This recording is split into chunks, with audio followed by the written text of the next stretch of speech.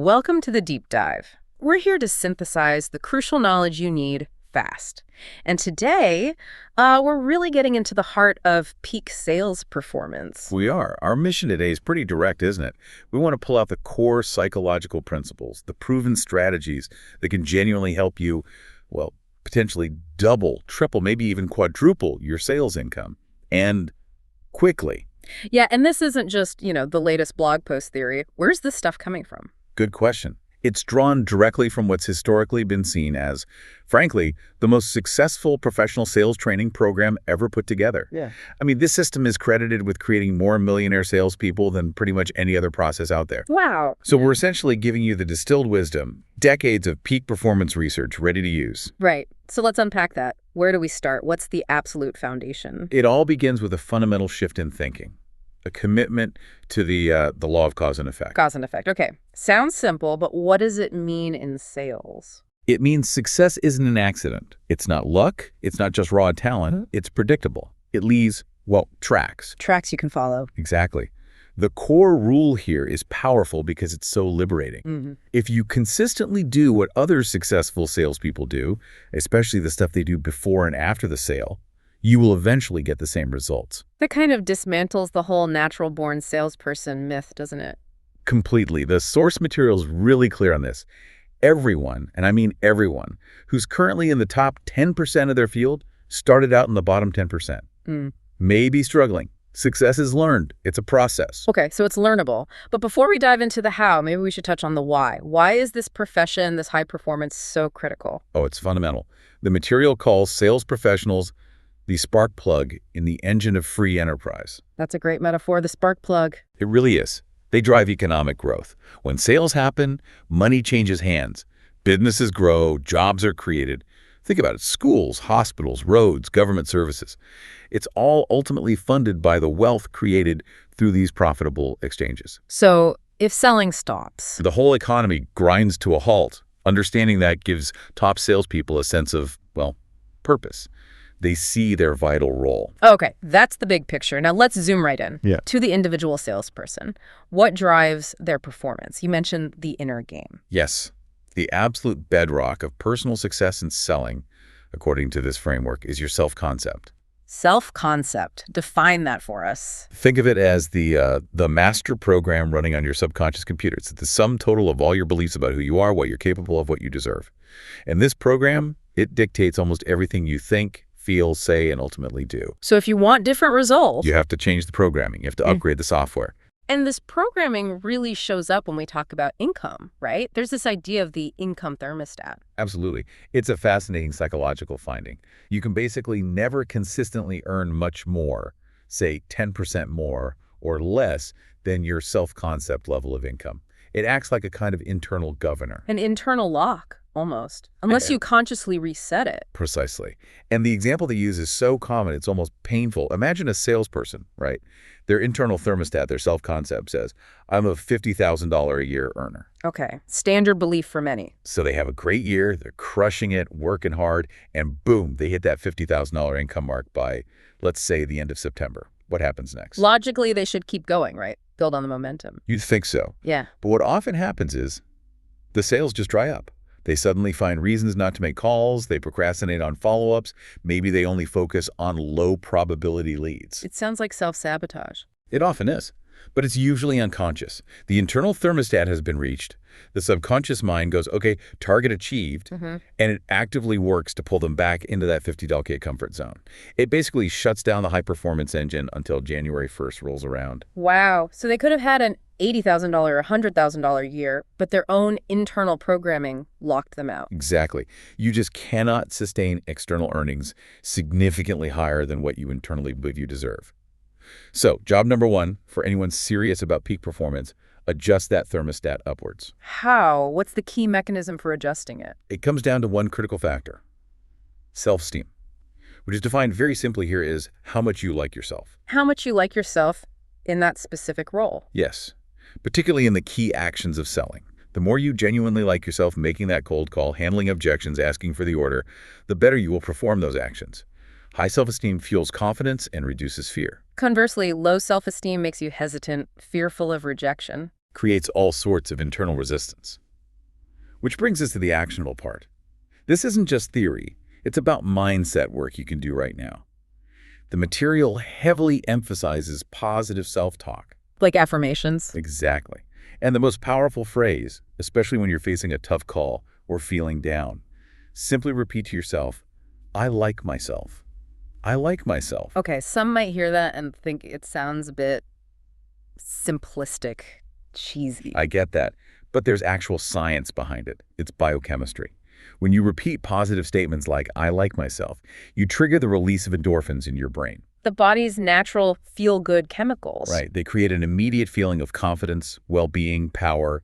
It's like a mental warm-up, priming your brain chemistry for success before you even pick up the phone. That leads directly to a really interesting point they make about momentum. When is the absolute best time to make your next sales call? Right after you've just made a sale. Why then specifically? Because your self-esteem is through the roof. Your brain is buzzing with those positive endorphins. You feel like a winner. You feel invincible. And that feeling, that confidence, that positive energy, it transfers non-verbally to the next prospect. They pick up on that confidence. Subconsciously, yes. Yeah. It makes them want to engage with you, to buy from you. So the lesson is, use that positive self-talk. I love my work. I am a great salesperson. Wow, this is going to be a great call before every single interaction. Prime yourself. Okay, that's the internal foundation. Fix the thermostat, build the self-esteem. But that's only half the equation, isn't it? You need a plan, a map for where you're going. Absolutely. The inner game is critical, but you need the outer execution too. Which brings us squarely into the blueprint for success, goal setting and strategic planning. And this is where we see a massive difference between the top earners and everyone else. Oh, it's night and day. Top performers are intensely goal-oriented. They know exactly what they intend to earn weekly, monthly, annually. They have targets. Whereas lower performers, Often they're just kind of drifting.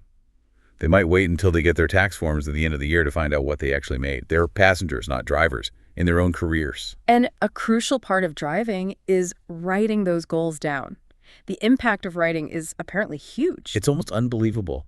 The source material states that the physical act of writing down your goals increases the probability of achieving them by, wait for it, 1,000%, 10 times. 10 times, just from writing it down. Such a massive jump. When you write, you engage multiple senses, and critically, you activate a part of your brain called the reticular activating system, or RAS. The RAS, what does that do? Think of it like a filter or a targeting system for your brain. When you write a clear goal, you're sending a powerful, non-negotiable directive to your subconscious. The RAS then starts scanning your environment 24/7, highlighting resources, people, ideas, opportunities that align with that written goal.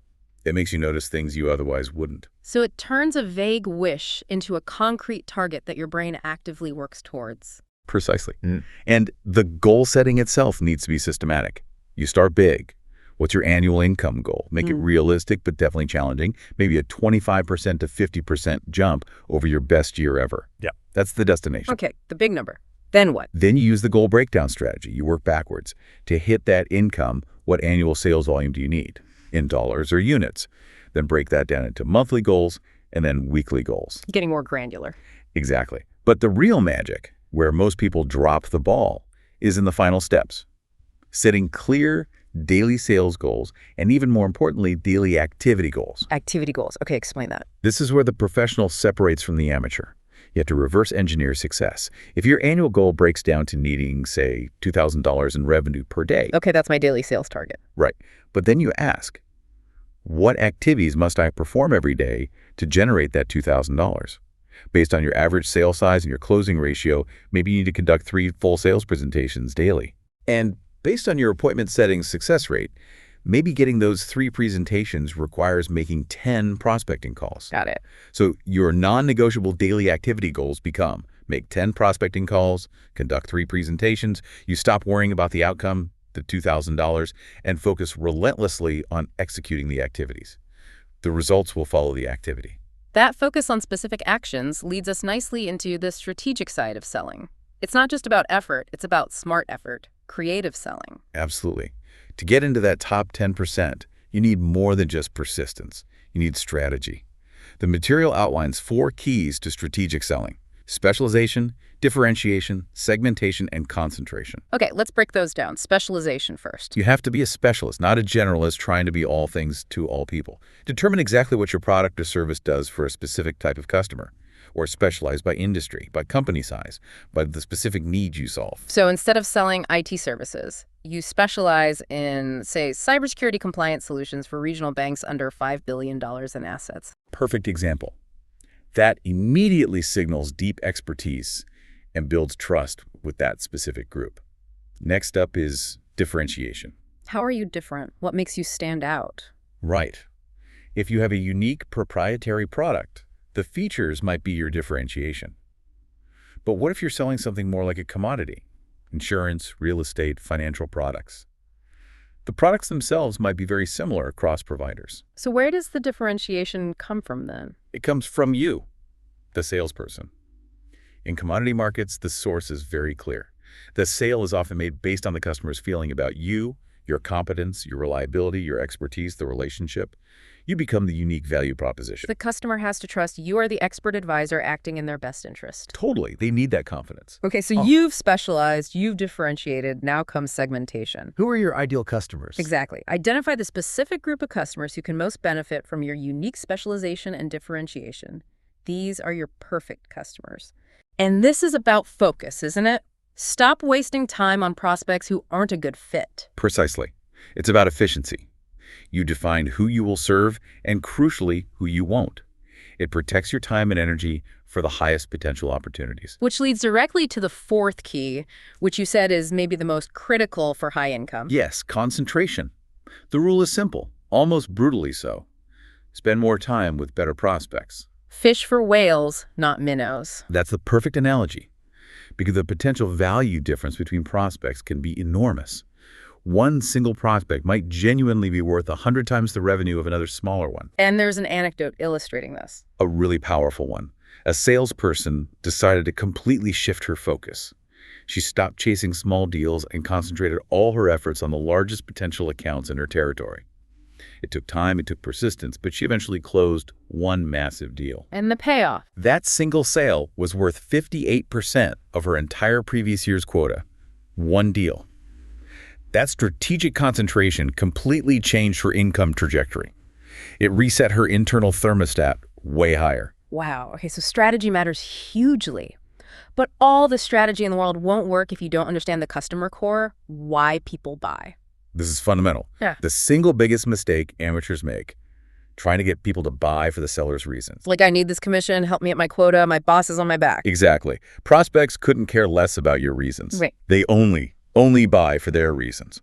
The source material uses a great acronym for the customer's mindset. Yeah. WIIFM. WIIFM. What's in it for me? That's the only station they're tuned into. Your entire focus has to be on what your product or service does for them.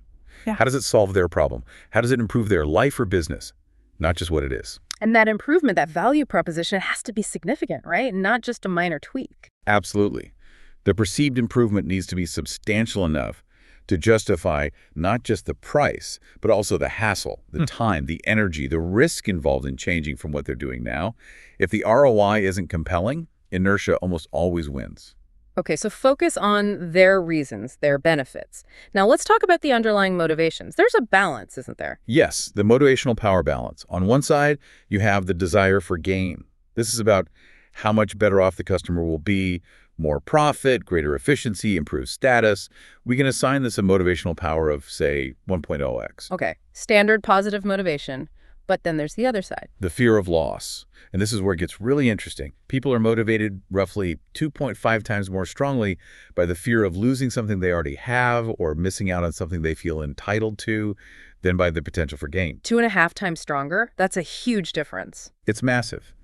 It means people are far more motivated to act if they feel they might lose something by not buying, like losing a competitive edge, making a costly mistake, failing to prevent a negative outcome, or missing out on a clear advantage their peers are getting. So if you're only selling the potential upside, the gain, you're leaving potentially 60% or more of the prospect's motivation untapped. The most effective sales presentations skillfully weave together both. Here's how much better off you'll be, and here's what you stand to lose or risk if you don't make this change. Let's make that concrete. Selling, say, financial planning services. The gain is a comfortable retirement. Right, that's 1.0x motivation. But the fear of loss is running out of money in old age, being a burden on your children, losing your home. That feels much more visceral. Exactly. That's the 2.5x motivation kicking in. It taps into deeper survival instincts. To connect effectively, salespeople need to understand the 11 basic human needs, the core emotional drivers behind all actions. Okay, let's touch on a few key ones relevant to sales. Money and security seem obvious. They are foundational. Direct appeals to making money or saving money work. But security is often more emotional than purely financial, isn't it? How so? Think about home security systems, insurance policies, even certain safe investments. You're not just selling financial protection. You're selling the feeling of safety, peace of mind, protection from the unknown. It satisfies a very deep need. Right. Then there's status and prestige. Hugely powerful. The source uses a brilliant example. Once you pay more than about $50 for a watch, you're not buying a device to tell time anymore. You're buying jewelry. You're buying a symbol. A subtle or not so subtle signal of success, taste, importance. The need to feel valued, respected, significant is profound. If your product helps the prospect achieve that, a luxury car, exclusive access, looking smarter than their peers, you're hitting a core motivator. We also have needs like love and companionship driving things like dating services or social clubs. And then there's a really interesting one, personal transformation. This is maybe the highest level, most abstract need.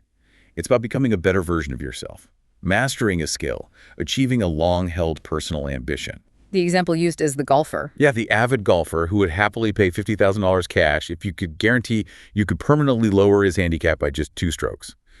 He's not buying golf lessons. He's buying a fundamental change in his ability, his identity, his bragging rights. He's buying transformation. So understanding these deep needs is crucial, and it all points to one central, inescapable principle about decision-making. Which is, all buying decisions are 100% emotional, period. 100% emotional, even big B2B purchases. Even those. Okay. The decision is triggered by the strongest emotion active at that moment, fear of falling behind, desire for recognition, ambition, greed, sometimes even just liking the salesperson. Logic comes later. Logic is used to justify the emotional decision after the fact. Exactly. The rational brain cooks up all the logical reasons why it was a smart business decision or fiscally responsible or the best technical fit. But the initial impulse, the actual decision to move forward, was driven by emotion. Which means something like quality isn't enough on its own. Quality is a logical argument. It's important, but it doesn't sell unless you translate it into an emotional benefit for that specific customer. You always have to ask and answer the so what question for every feature you mention. This has feature X. So what? Which means you benefit in way Y, and that makes you feel Z. Connect the logic to the emotion. Okay, that makes sense. Let's shift gears now into the practical tactics of the sales process itself. Advanced tactics. Where do we start? Prospecting. Definitely. And the biggest hurdle for most salespeople in prospecting isn't finding leads, it's prospecting fear. Specifically, the fear of rejection. It's right up there with the customer's fear of making a mistake, isn't it? It is. It's the number 2 obstacle.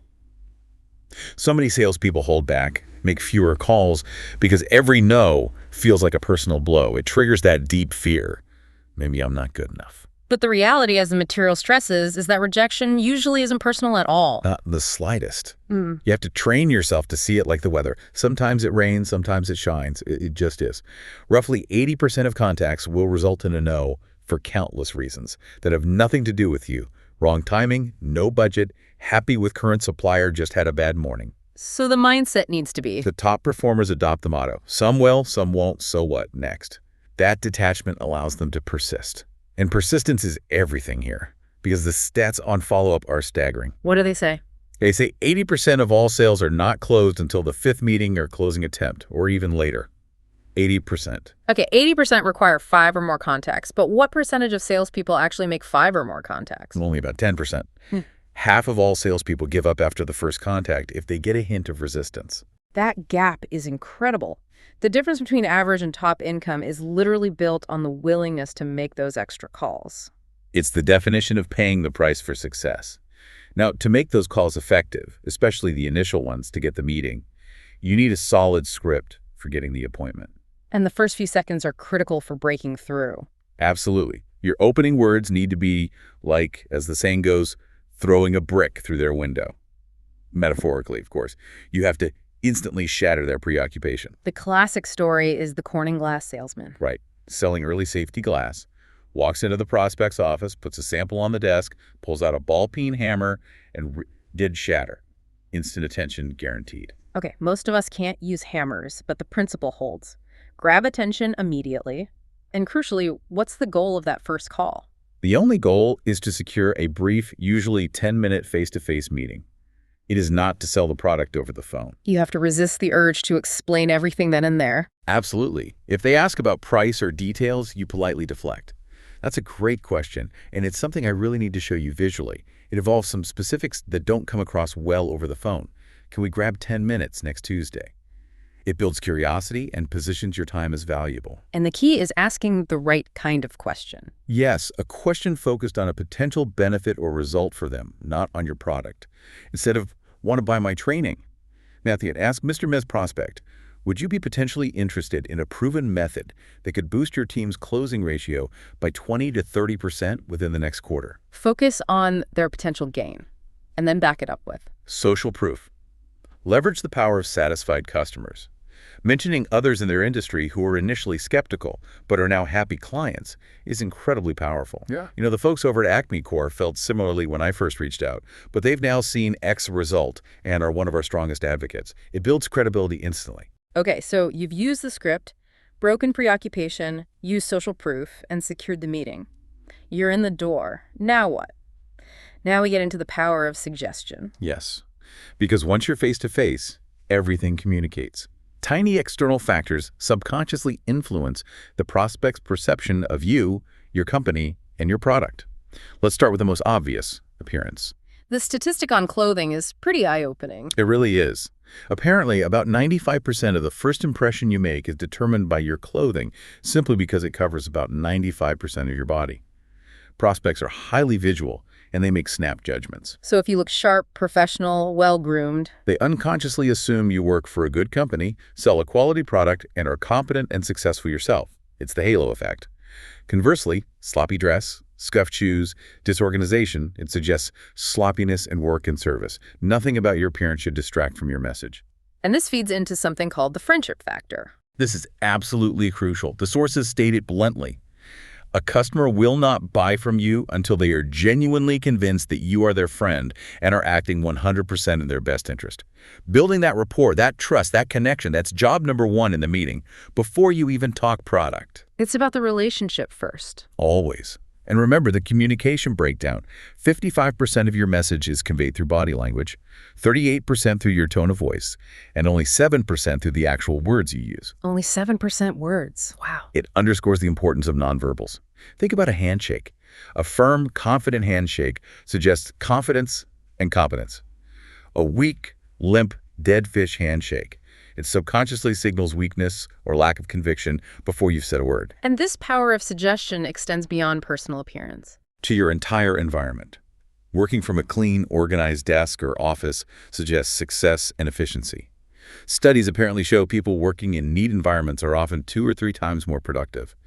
Everything you present, your briefcase, your proposal documents, your demo should look clean, professional, and high quality. It all sends a message. Okay, message received. Appearance, friendship, nonverbals matter hugely.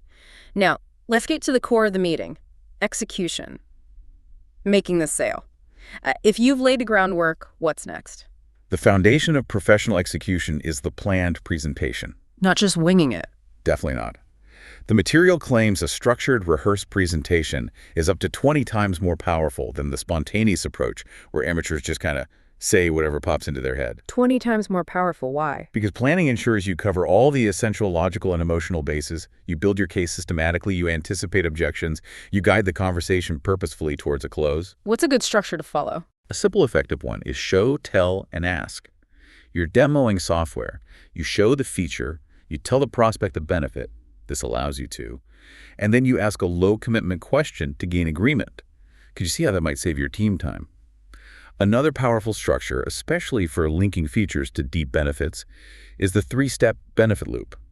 Because of this specific feature, you can enjoy this product benefit, which means to you, this ultimate personal or business outcome. Give us an example. Okay. Because of this end-to-end encryption feature, you can ensure compliance with GDPR product benefit, which means you avoid potentially crippling fines and protect your company's reputation customer outcome emotion. See how it connects the dots. Yeah, it clearly links the what to the why me. Now, a key part of presenting effectively is adapting to who you're talking to, right? Personality, flexibility. Essential. You cannot use the same style with everyone. You have to recognize the different buyer types and adjust your approach, your pace, your language, your focus. The material mentions 6 main types. Let's hit a few key ones. The analytical buyer. Right? Think engineers, accountants, IT folks, maybe 25% of the market. They're logical, detail-oriented, need facts, proof, data. Accuracy is paramount. So how do you sell to them? You slow down. You use precise language. Avoid hype. Provide detailed documentation, charts, specs. Be prepared for lots of questions. They decide slowly because they need to be 100% sure. Never rush and analytical. Okay. What about the opposite end, maybe? The relator buyer. Also about 25%. These are the people. Sensitive, value relationships, harmony, consensus, often in helping professions like HR, teaching, nursing. Selling to them requires. Focus heavily on trust, the relationship, the friendship factor. Talk about how the decision will positively affect their team, their family, how others they respect have made similar choices. They need reassurance and social validation. Avoid conflict or high pressure. Then there's the driver buyer. The bottom line, results-oriented type, often CEOs, managers, entrepreneurs, impatient, direct, wants to get straight to the point, skips the small talk. Your approach needs to be Fast, concise. Focus intensely on results, ROI, bottom line impact. Use bullet points, clear numbers. Be decisive yourself. Don't waste their time with fluff. And maybe one more, the socializer buyer. Warm, enthusiastic, friendly, loves to talk about themselves, about you. Often in sales, marketing, PR, presentations can feel very easy, very positive. Good catch. They can be easily distracted and sometimes change their minds quickly or forget agreements. If you get a yes from a socializer, get it in writing immediately. Clarify next steps clearly. They respond well to excitement and vision, but need structure to follow through. So adapt your style. Now, assuming the presentation went well, we arrive at the close. Let's talk closing techniques. These aren't manipulations, right? They're professional methods. Exactly. They are ways to help a qualified prospect make a decision that is genuinely in their best interest. One very effective technique, especially for heading off the common "I need to think it over" stall, is the approach close.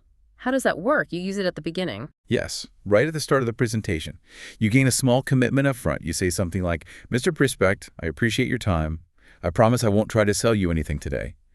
All I ask is that you listen with an open mind, and at the end, simply tell me honestly if what I've shown you makes sense for your situation, yes or no." Is that fair? Okay, so you get them to agree to give a definite yes or no answer later. Exactly. Then, if they try to use the vague "I need to think it over" at the end, you can gently hold them to their promise. I understand. Earlier, though, you agreed to let me know if this made sense. For my own understanding, which part specifically didn't make sense for you right now? So it forces them to voice a specific objection you can actually address, rather than letting them off with a vague put-off. Precisely. It keeps the conversation moving. Another powerful one is the hot button close. This sounds focused. It is. It relies on identifying the single most important benefit the prospect is truly seeking, their primary buying motive. The one thing that, if they get it, will make the sale happen. The source calls it finding their flowering cherry tree. The cherry tree, from the real estate story. Exactly. The couple looking at houses, they disliked almost everything about one particular house, except the wife absolutely fell in love with a magnificent flowering cherry tree visible from the kitchen window. That was her hot button. That was her hot button. The smart agent realized this, stopped talking about square footage or closets, and focused everything on that tree. Imagine having coffee here looking at the blossoms. Think how lovely it will look from the bedroom in the fall. She linked everything back to the emotional anchor. Sale made. So you have to probe, ask questions like, if you were to move forward with something like this, what would be the single most important outcome you'd be looking for? Yes. Find that hot button, then focus all your closing energy on confirming they will get that specific benefit. If they crave status, emphasize prestige. If they need security, drive home the protection aspect. Makes sense. What about the talking past the sale close? This is about using vivid, future-oriented language, to create powerful emotional word pictures in the prospect's mind, as if they already own the product or service. So you speak about their future enjoyment. Exactly. You are going to absolutely love how smoothly this software integrates with your existing systems next quarter. Or just imagine the peace of mind you'll have knowing your family is protected by this coverage. It helps them emotionally bridge the gap from prospect to owner. People buy the feeling of the future benefit. Okay, these are great techniques. But there's a final execution point about timing, momentum, and refusing callbacks. This sounds a bit counterintuitive. It does, but it's based on solid psychology. When your planned presentation is finished, assuming you've done it well, the prospect genuinely have all the information they need to make a decision right then. So delaying doesn't help them. It actively hurts the sale. Interest and emotional engagement peak during your presentation.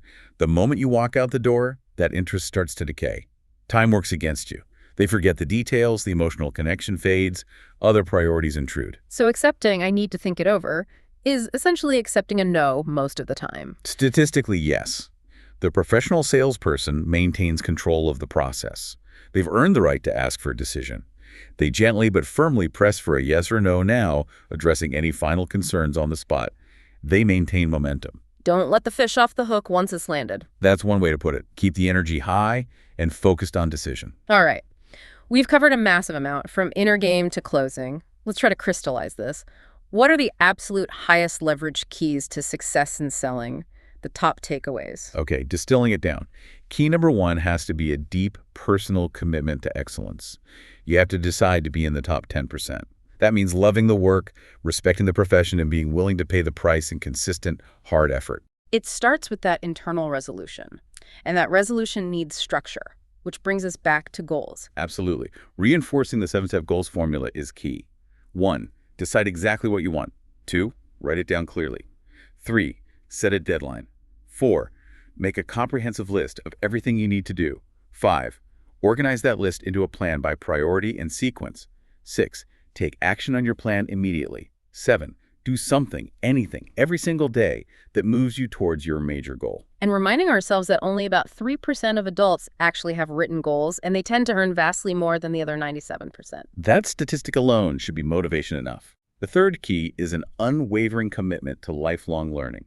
Your mind is your greatest asset. And unlike physical assets, it appreciates with investment. If you stop learning in this field, you don't just stand still, you actually fall behind because the market, the competition, the technology, it's all constantly evolving. So read books, listen to audio programs, attend seminars, find mentors. Constantly.